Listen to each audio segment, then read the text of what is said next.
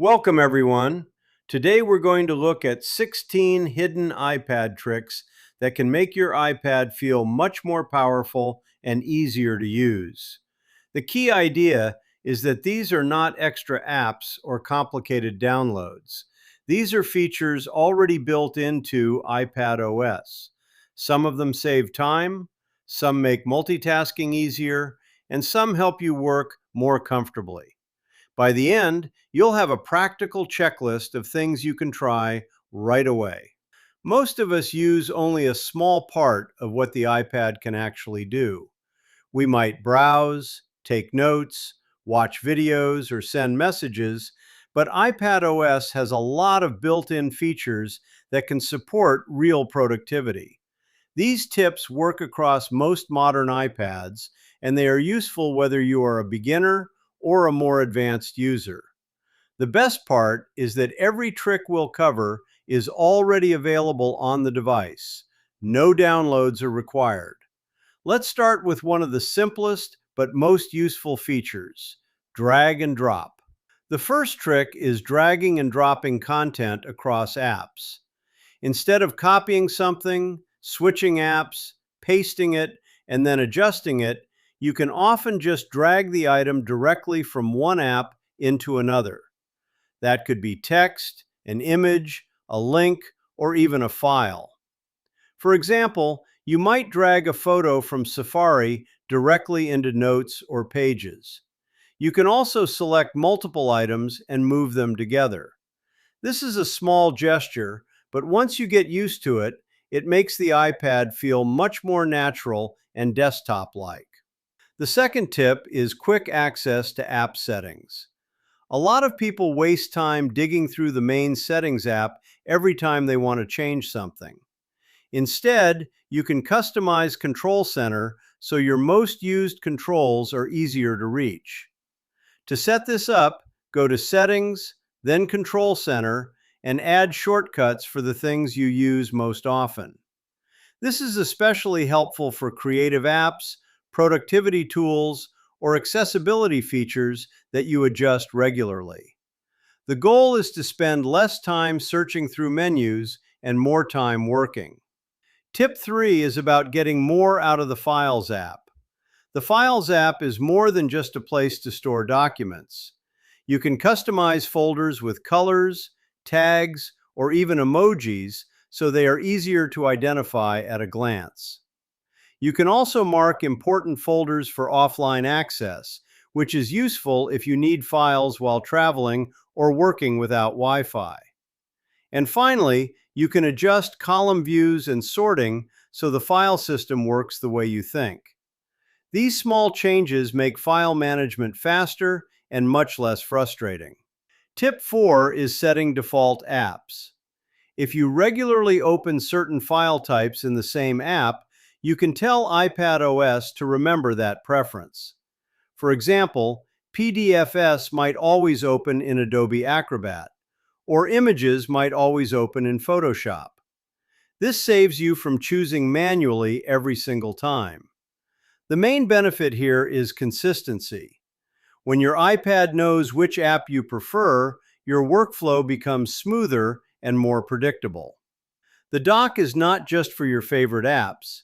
You can also drag frequently used folders into the dock so they are always one tap away.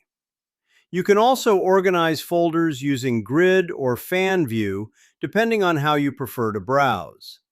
This is all about reducing friction. If you are opening the same folder multiple times a day, put it where you can reach it instantly. The iPad gives you several ways to work with more than one app at a time. Split View lets you run two apps side by side, which is great for writing while referencing notes or a web page. Slide Over lets you keep a second app floating over your main screen, which is useful for quick checks like messages or reminders.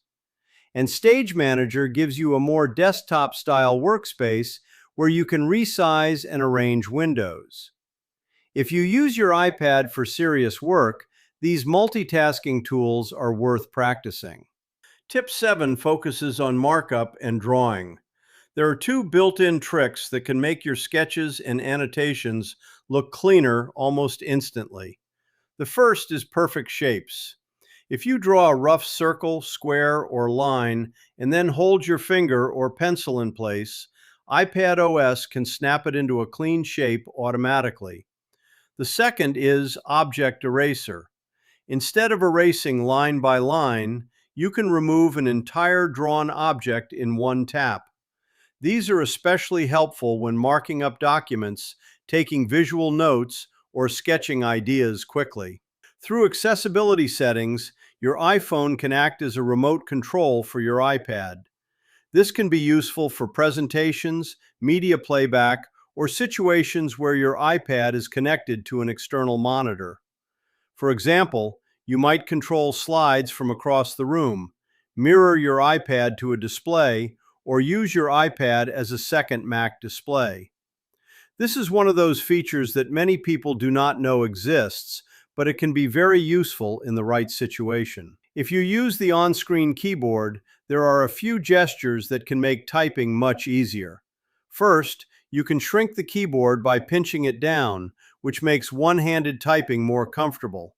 Second, you can swipe down on certain keys to enter secondary characters without switching keyboard layouts. And third, you can hold the space bar and use it like a trackpad to move the cursor precisely. Of all the keyboard tricks, the spacebar trackpad is one of the most useful for everyday typing and editing. The Apple Pencil is not just for drawing. Depending on the model, it includes shortcuts that can speed up your workflow. Instead of scrolling endlessly through a wheel to set a time or date, you can often tap the number directly and type the value using the number pad. The trick with Siri is to keep commands short and clear.